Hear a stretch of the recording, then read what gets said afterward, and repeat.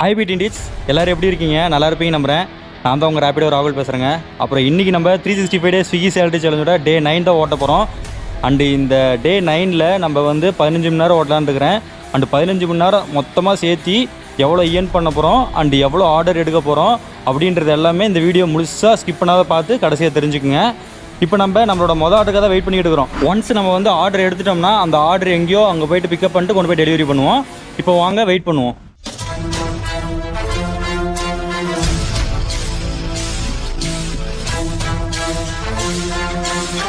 நண்பர்களே, நம்ம வந்து ஃபஸ்ட் ஆர்டர் எடுத்துட்டோம். மொதல் ஆர்டர் வந்து பார்த்தீங்கன்னா 88 ரூபாய்க்கு வந்துருக்குதுங்க. பிக்கப் லொக்கேஷனுக்கு எவ்வளோ தூரம் போகணும்னு பார்த்தீங்கன்னா 6 நிமிஷம் போகணும். நம்ம வந்து பெட்ரோல் அடிச்சுக்கலாம். ஹெல்மெட் போடாமல் 2 பர்சன்ட் தான் கொடுத்தாங்க. இன்றைக்கி வந்து 15 மணி நேரம் ஒர்க் பண்ணலான்னு இருக்கிறாங்க. அங்கே போகும், பெட்ரோல் அடிப்போம், அப்படியே மொதல் ஆர்டரை பிக்கப் பண்ணிட்டு கொண்டு போய் டெலிவரி பண்ணுவோம். ஜிபே பண்ணிடுறாங்க. ப்ரோ, என்னங்க பாஸ்போர்ட் சொல்லல இருந்தேன் கூட பாஸ்போர்டு. நம்ம உறவுகள் வந்து நிறைய பேர் கமெண்ட் செக்ஷனில் போட்டிருந்தாங்க, எப்படி ப்ரோ நீங்கள் சென்னையில் சமாளிக்கிறீங்க, எவ்வளோ எக்ஸ்பென்ஸ் ஆகுது ஒரு நாளைக்கு, ஒரு மாதத்துக்கு எவ்வளோ அமௌண்ட் வந்து நீங்கள் ஸ்பெண்ட் பண்ணுறீங்க அப்படின்னு சொல்லி கேட்டிருந்தாங்க.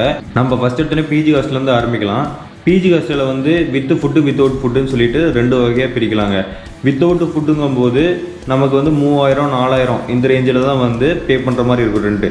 இதுவே வித்து ஃபுட்டாக இருந்துச்சுன்னா எச்சா ஒரு 2000 3000 பே பண்ணுற மாதிரி இருக்கும். லைக் 5500 6500 7500 இப்படி வந்து நம்ம வந்து அமௌண்ட்டு கொடுக்குற மாதிரி இருக்கும் ஓனருக்கு. ஃபுட்டுக்கு வந்து எப்படி நீங்கள் ஸ்பெண்ட் பண்ணுறீங்கன்னா 120 ரூபா ஒரு நாளைக்குன்னு கணக்கு போட்டு வச்சுக்கோங்க. அது இல்லாமல் நீங்கள் பழங்கள் வாங்கி வச்சுக்கிட்டிங்கன்னா காலையில் ஆனால் அந்த பழங்களை எடுத்து சாப்பிட்டா உடம்புக்கு நல்லது. சென்னைக்கு வந்துட்டு எல்லாமே மாறிடுவோம். நம்ம வந்து காசை வந்து ஸ்பெண்ட் பண்ணாமல் முடிஞ்சளவுக்கு சேவ் பண்ண ட்ரை பண்ணுவோம். ஸோ அப்படிங்கிற பட்சத்தில் பட்னியாக இருக்காதீங்க, ஏதோ ஒன்று சாப்பிடுங்க. நான்லாம் பாருங்கள், ஒரு சில நாள் வந்து பட்னியாக இருப்பேன், ஒரு சில நாள் வந்து பழங்கள் ஏதாவது இருந்தால் வாங்கி சாப்பிடுவேன். 120 ரூபாய்க்குள்ளே எப்படி முடிப்ப ராகுல் நீ ஒரு நாளைக்கு அப்படின்னு சொல்லி கேட்டிங்கன்னா, காலையில் 3 இட்லி சாப்பிட்டோம்னா வயிறு நம்பிடும், 30 ரூபா தான் ஆகும். நீங்கள் வந்து அதிகமாக இருக்கிற கடைக்கு போகாதீங்க, 10 ரூபா எங்கே சொல்கிறாங்களோ அந்த கடையில் போய் சாப்பிடுங்க இட்லி. மதியானம் ரோட் சைடு கடையில் வந்து மீல்ஸ் தருவாங்க 50 ரூபாய்க்கு, அதை சாப்பிடுங்க. நைட்டு வந்து ரோட் சைடு கடையில் வந்து கல் தோசை 5 ரூபாய்க்கு தருவாங்க. ஸோ 2 தோசை சாப்பிட்டு ஒரு ஆம்லேட் சாப்பிட்டுக்கலாம். அப்படி இல்லைன்னா 3 கல் தோசை சாப்பிட்டா வயிறு நம்பிடும். எப்படி பார்த்தாலுமே ஒரு 120 ரூபாய்க்குள்ள முடிச்சிடலாம். நடுவில் நீங்கள் ஒரு 5 நாளோ 10 நாளோ ஊருக்கு போனீங்கன்னா நீங்கள் வந்து 5500 6000க்குள்ளே வந்து உங்களோட மொத்த செலவையும் வந்து அடக்கி வச்சிடலாம். நீங்கள் டீ குடிக்கிற பர்சனாக இருந்தால் எச்சா ஒரு 200 ரூபா செலவு பண்ணுற மாதிரி இருக்கும். இப்போ வந்து பிஜியை பற்றி பேச போகிறோம். பிஜியோட ரெண்ட் வந்து அந்தந்த லொக்கேஷனுக்கு ஏற்ற மாதிரி மாறிக்கிட்டு இருக்கும். ஆனால் ஒவ்வொரு லொக்கேஷன்லையும் கண்டிப்பாக ஒரு 5-6 பிஜி ஹாஸ்டல் வந்து நல்லா எக்ஸ்பென்சிவ் இல்லாத கரெக்டாக நமக்கு ஏற்ற பிஜியாக இருக்கும். ஸோ தேடி கண்டுபிடிக்கணும். தேடி கண்டுபிடிச்சிட்டிங்கன்னா உங்களுக்கு ரொம்பவே யூஸ்ஃபுல்லாக இருக்கும். மேக்ஸிமம் வந்து நீங்கள் பிஜியில் சேர்றப்ப அட்வான்ஸ் கேட்பாங்க ஒரு 2000 3000. அது இல்லாமல் 6000 ரூபா ரெண்ட் வந்து பே பண்ண சொல்லுவாங்க. அப்படி இருக்க பிஜி பார்க்குறதோட நீங்கள் தேடி கண்டுபிடிச்சிங்கன்னா என்ன பண்ணுறீங்கன்னா கூகுளில் சர்ச் பண்ணுங்கள், இந்த லொக்கேஷனில் என்னென்ன பிஜி இருக்குன்னு சொல்லிட்டு ஒவ்வொரு பிஜிக்கு கால் அடித்து கேளுங்க, வித் ஃபுட்டோட எவ்வளோ, வித்தவுட் ஃபுட்டு எவ்வளோ அப்படின்னு சொல்லிட்டு.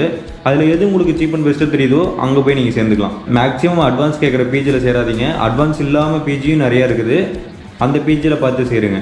வீடு எடுத்து தங்கலாமா ராகுல் அப்படின்னு சொல்லி கேட்டிங்கன்னா எடுத்து தங்கலாம் தாராளமாக. ஆனால் நீங்கள் ஃப்ரெண்ட்ஸாக வரீங்க, அப்படி இல்லைன்னா ஒரு நல்ல வேலையோடு வரீங்க அப்படின்ற பட்சத்தில் நீங்கள் வீடு எடுத்து தங்கலாம். வீட்டுக்கு வந்து அட்வான்ஸே கிட்டத்தட்ட 30,000 40,000 கேட்பாங்க. அப்படிங்கிற பட்சத்தில் ஒரு 6 பேராச்சும் இருந்தால் உங்களுக்கு கொஞ்சம் சௌரியமாக இருக்கும். காசு ஒரு 8000க்குள்ளே ஒருத்தருக்கு முடிஞ்சிடும். அதை விட்டுவிட்டு நான் வந்து 4 பேர்த்தோடு தான் வரேன், ஆனால் யாருக்குமே வேலை இல்லை அப்படிங்கிற பட்சத்தில் நீங்கள் வந்து பிஜி எடுக்கிறதா பெஸ்ட்டு நான் சொல்லுவேன். அப்புறமே ஃப்ளாட்ஸு அப்பார்ட்மெண்ட்டு இதெல்லாம் இருக்குது. இந்த அப்பார்ட்மெண்ட்டு ஃப்ளாட்டு இதை பொறுத்த வரைக்கும் எப்படி ரெண்ட்டு அவங்க கேட்பாங்க அப்படின்றத பார்த்தீங்கன்னா, இப்போ நான் வீடு எடுத்து தங்குவேன்னு சொன்னேன் இல்லையா, ஸோ அப்படி எவ்வளோ ரெண்ட்டு கட்டுறோமோ அதே போல் தான் இங்கேயும் கேட்பாங்க. அப்பார்ட்மெண்ட்டு எடுக்கிறதா எனக்கு தெரிஞ்சு நான் பெஸ்ட்டுன்னு சொல்லுவேன். அப்பார்ட்மெண்ட்டு எடுத்திங்கன்னா எந்த டிஸ்டர்பன்ஸும் இருக்காது. நீங்கள் மாதம் அப்படியே ரெண்ட்டு அப்புறம் என்னென்ன தேவையோ அதை மட்டும் கட்டிட்டா வேலை முடிஞ்சது. ஆனால் வீடு எடுத்தோம்னா நம்மளை சுற்றி நிறையா ப்ரெஷர் வரும். அதனால் வீடு எடுக்கிறதோட அப்பார்ட்மெண்ட் எடுக்கிறது பெஸ்ட்டு நான் சொல்லுவேன். எப்படி பார்த்தாலும் நம்மளோட சென்னை எக்ஸ்பென்ஸ் ஒரு மாதத்துக்கு எவ்வளோ வருதுன்னு பார்த்தீங்கன்னா 6000 ரூபா கண்டிப்பாக வந்துடும். சரி, அவ்வளோதாங்க, நம்ம வந்து கண்டினியூ பண்ணுவோம். இப்போ காய்ஸ் நம்ம வந்து ரீச் பண்ணிட்டோம். மேலே வீட்டு டோர் நம்பர் பார்த்து கொடுக்க வேண்டியதான் கரெக்டாக. நாமளும் வந்து ரொம்ப நாளாக வந்து இந்த பேக்கை மாற்றணுங்கிறோம். நான் மாற்றுறதுக்கு டைம் கிடைக்க மாட்டேங்குதுங்க. அந்த சைடு உடைய முடிக்கிறாங்க. போய் மாதிரி தூக்கி கப்புக்கிட்ட விட்டாங்கன்னா டக்குன்னு போயிட்டு வந்த மாதிரி. அக்கா அக்கா ஸ்விக்கியில் ஆர்டர் போட்டிருந்தீங்க மல்லிகை நீங்கள் தானே ஸ்விக்கி ஆர்டர் போட்டிருந்தாங்க ஜூஸு ஸ்விக்கிக்கா ஸ்விக்கி ஆர்டர் போட்டிருந்தீங்க நீங்கள் தான் அக்கா டோர் நம்பர் இதுதான் போட்டுருக்குது இங்கே தானே இல்லை நம்ம டெலிவரி கம்ப்ளீட் கொடுத்தாச்சு கன்ஃபியூம் கொடுத்தாச்சு அவ்வளோதான் ஒரு ஆர்டர் முடிச்சாச்சு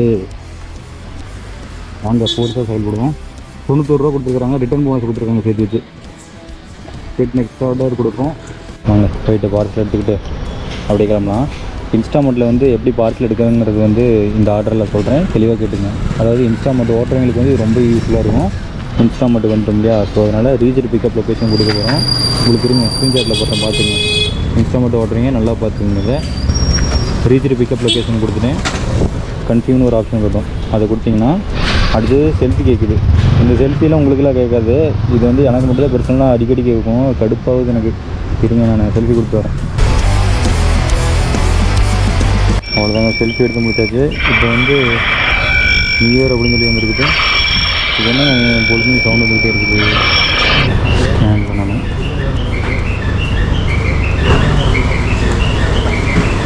ஓ என்ன ப்ரோ சவுண்டு இருக்குது என்ன சவுண்டு வருது வரல இது பக்காவுமா ப்ரோ கோபுரோ ப்ரோ இதுவா மொத்தமாக எல்லாமே சேர்த்து ஒரு 80,000 ப்ரோ 80 ரூபா ஆச்சு எல்லாமே சேர்த்து இதோட அட்டாச்மெண்ட் இல்லாமல் பேட்டரி எக்ஸ்ட்ரா பேட்டரி ரெண்டு வாங்கினீங்களா அது எவ்வளோ வருது அதுவுமே ஒரு 5000 கிட்ட வரும் ப்ரோ ஸோ 25வது பீஜானில் ஒரு பேக்கு 5 ஐட்டம் பார்க்காம சொல்லலை பார்த்து எல்லா வீடியோ பார்த்துருக்கேன் தான் சொன்னேன் ஸ்விக்கியில் ஒரு 2-3 பேர் பார்த்துருக்கேன் ஜொமேட்டோ ஒரு பையன் ஓட்டுறான் சிடி ஹண்ட்ரட் ஆக்டிவில் ஓட்டுவான் ஓகே ப்ரோ ப்ரோ 25 நம்பரு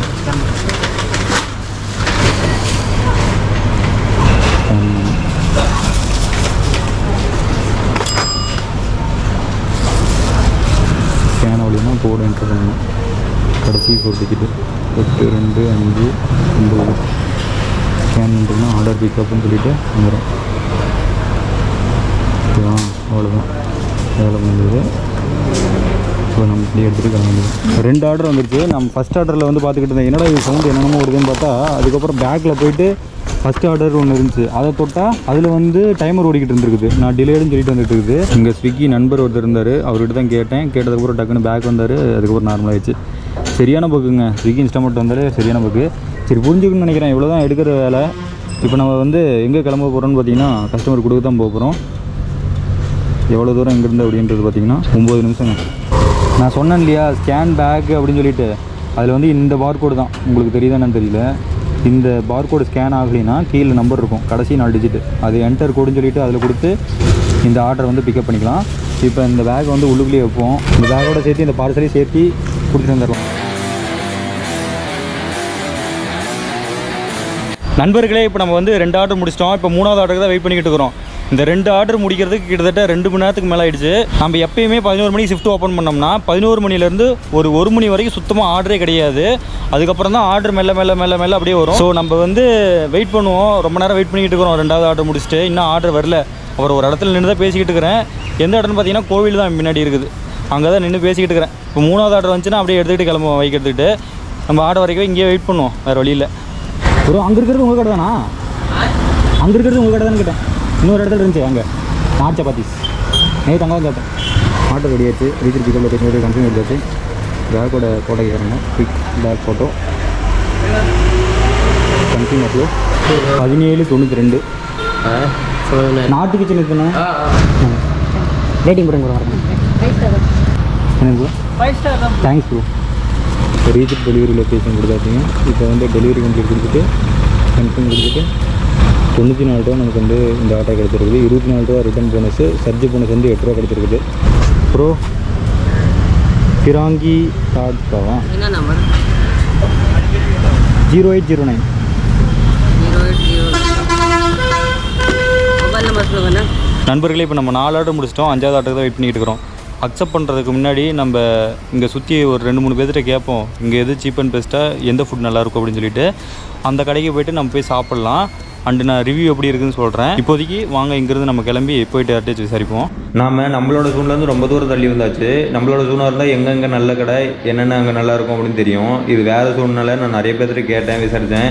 இந்த மாதிரி சீப் அண்ட் பெஸ்ட்டு எந்த கடை ப்ரோ, அங்கே என்ன ஃபுட்டு நல்லாயிருக்கும் அப்படின்னு சொல்லி கேட்டேன். நிறைய பேர் வந்து நோ ஐடியான்னு சொல்லிட்டாங்க. ஒரு சில பேர் வந்து அங்கே நல்லா இருக்கும்பா அப்படிம்பாங்க. அங்கே போய் கேட்டால் டைம் ஆனதுனால க்ளோஸ் பண்ணிட்டேன்ப்பா அப்படின்றவாங்க. அப்புறம் மறுபடியும் போயிட்டு நிறைய பேர்கிட்ட கேட்டுக்கிட்டு இருந்தேன். அதுக்கப்புறம் எதுவுமே செட் ஆகலை. அப்புறம் நானே ஒரு கடையை விடலான்னு சொல்லிட்டு ஒரு கடைக்கு விட்டேன். ராஜுன்னு சொல்லிட்டு ஒரு ஹோட்டல் தான். அந்த ஹோட்டலில் போய் மீல்ஸ் எவ்வளோன்னு கேட்டேன். 100 ரூபான்னு சொன்னாங்க. ரொம்ப ஜாஸ்தி தான். ரோட் சைடில் சாப்பிட்டா 50 ரூபா தான், இங்கே வந்து 100 ரூபா சொல்கிறாங்க. அப்புறம் 55 ரூபா வந்து வெரைட்டி ரைஸ் சொன்னாங்க. நான் வந்து ஃபஸ்ட் ஷாக்கானேன். அப்புறமே அவங்க கொண்டாந்து வைக்கும் எனக்கு வந்து வயிறு ஃபுல்லாக வர அளவுக்கு சாப்பிட்டேங்க.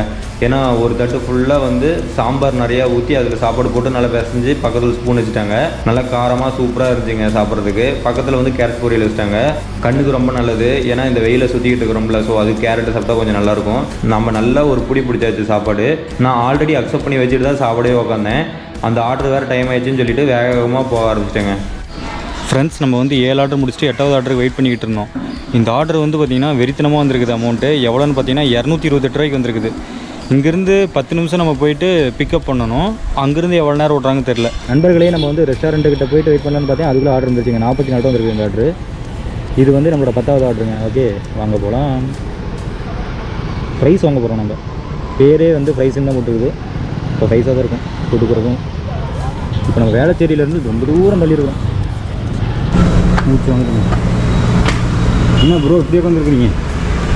ரெடியாக ஆர்டரு இது எப்போ ரெடியாக ப்ரோ? இதில் மேக்ஸிமம் கேட்கும்ல பாஸ்போர்டு அப்படிங்களா? ஆமாம், அதனால தான் கேட்டேன். இதில் கேட்கல. சரி, ஓகே ப்ரோ. என்ன ப்ரோ உங்கள்கிட்ட கேட்டால் அவரை கூட்டிகிட்டு வரீங்க? அப்படியா ப்ரோ? சரி, ஓகே.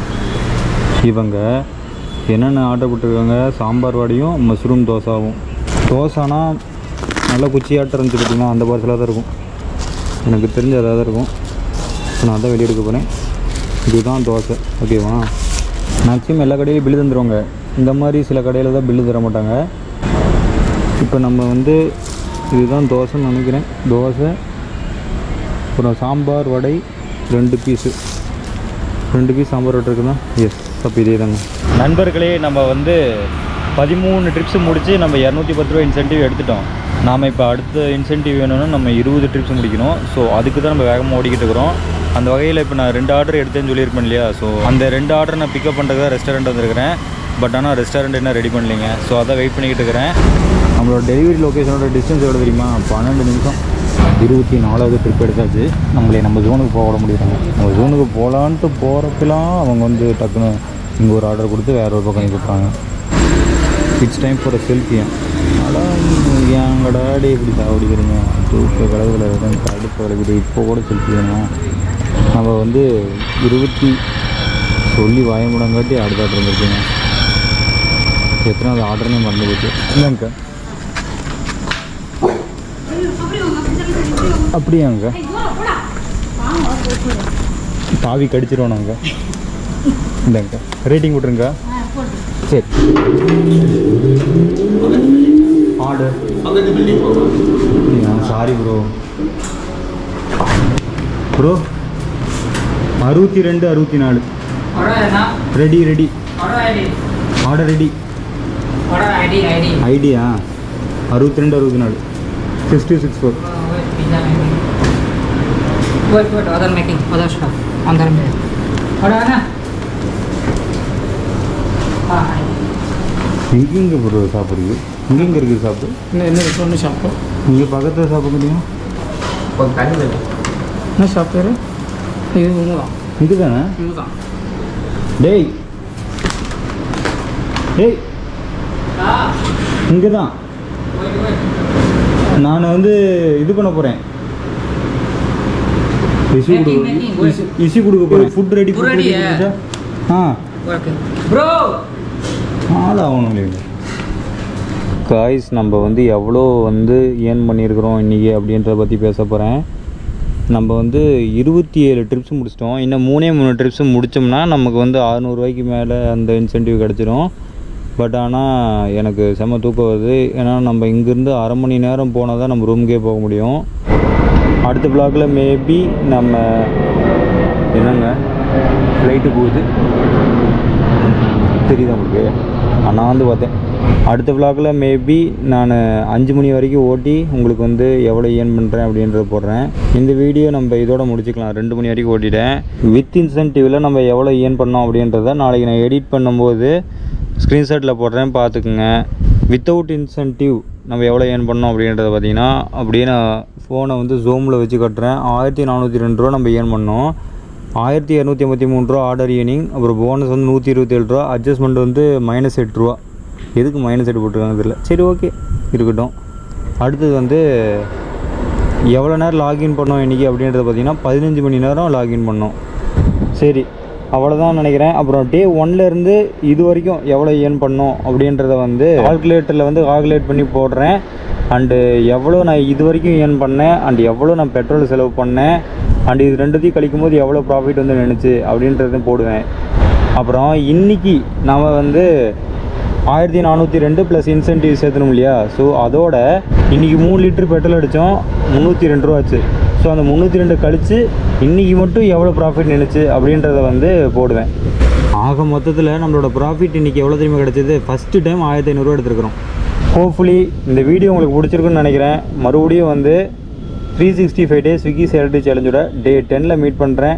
அது வரைக்கும் உங்கள்கிட்ட விடைபெறுவது உங்கள் பிடிஆர். Okay bye.